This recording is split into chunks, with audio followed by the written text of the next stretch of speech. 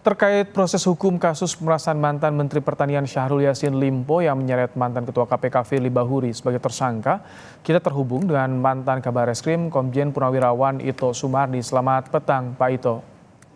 Selamat petang, Mas Ibrahim. Baik, Pak Ito, Firly sudah ditetapkan sebagai tersangka, sudah dicekal pula, tapi sampai saat ini belum ditahan. Apa yang Anda lihat dari proses hukum ini, Pak Ito?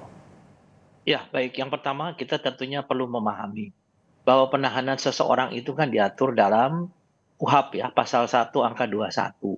Di sana bisa ditetapkan oleh penyidik, penuntut umum, ataupun hakim.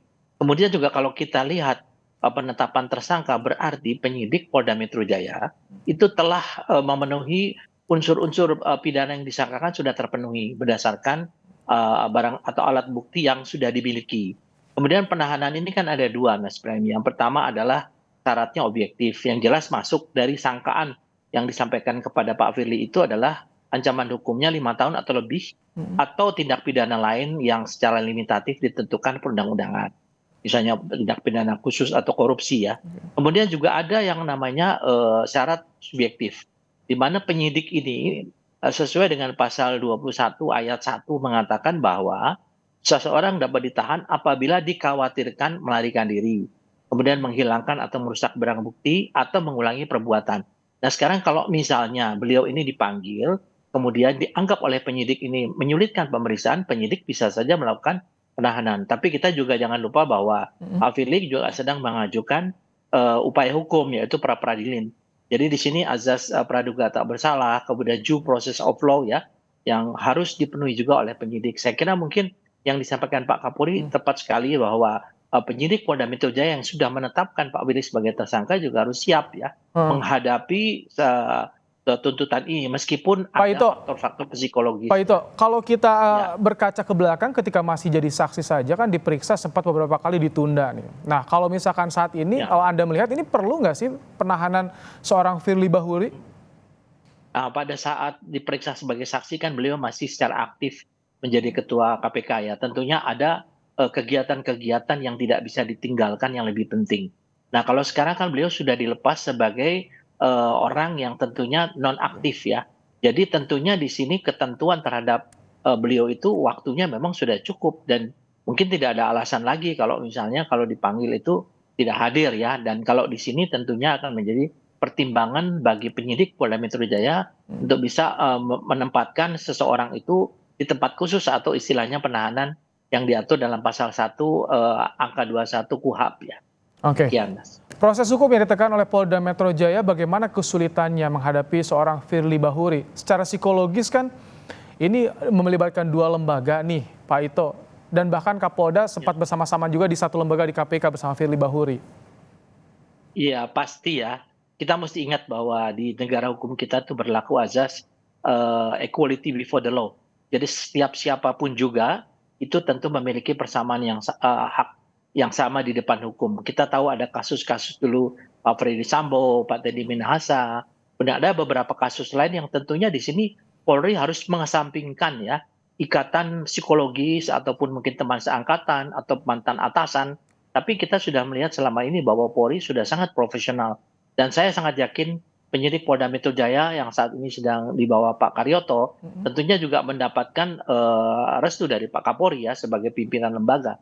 Apapun yang dilakukan sepanjang sesuai dengan norma, sesuai dengan azas presisi, Pak Kapolri pasti akan mendukung ya, mendukung penuh. Sehingga kalau ada konsekuensi hukum yang harus dihadapi ya harus dihadapi dengan sebaik-baiknya.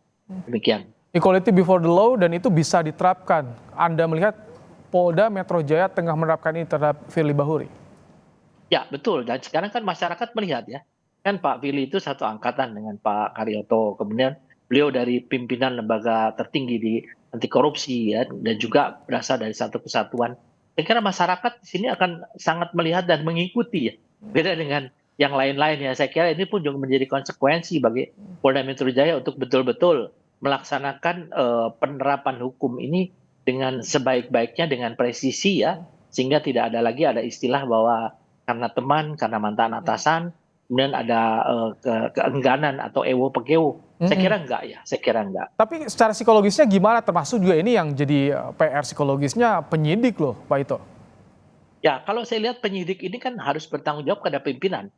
Jadi di sini yang bertanggung jawab adalah Pak Kapolda, dan Pak Kapolda tentunya harus melaporkan dan menyampaikan pertanggungjawabannya kepada Pak Kapolri. Pak Kapolri kepada Presiden. Negara kita negara hukum.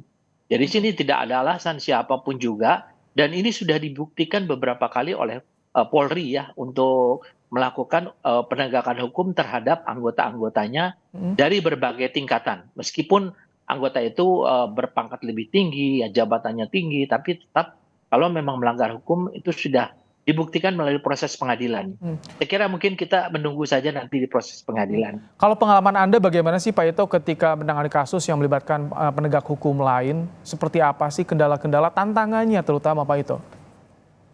Ya, pasti yang pertama secara normatif, tiap orang kan mempunyai upaya untuk melepaskan diri dari jeratan hukum.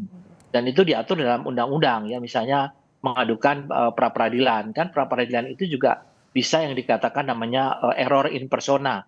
Kalau misalnya ada kekeliruan dalam menempatkan seseorang sebagai tersangka ataupun ditahan ya, ataupun disita barang buktinya. Dan nanti pengadilan itulah yang menjadi ujung tombak daripada keadilan dan kepastian hukum.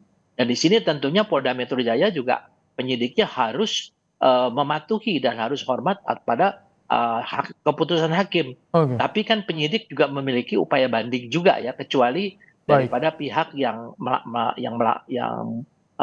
meminta ya. Mhm. Demikian. Baik, terima kasih Pak Ito Sumardi, mantan Kabar Eskrim, Baik. telah bergabung bersama kami dalam program Kompas Petang.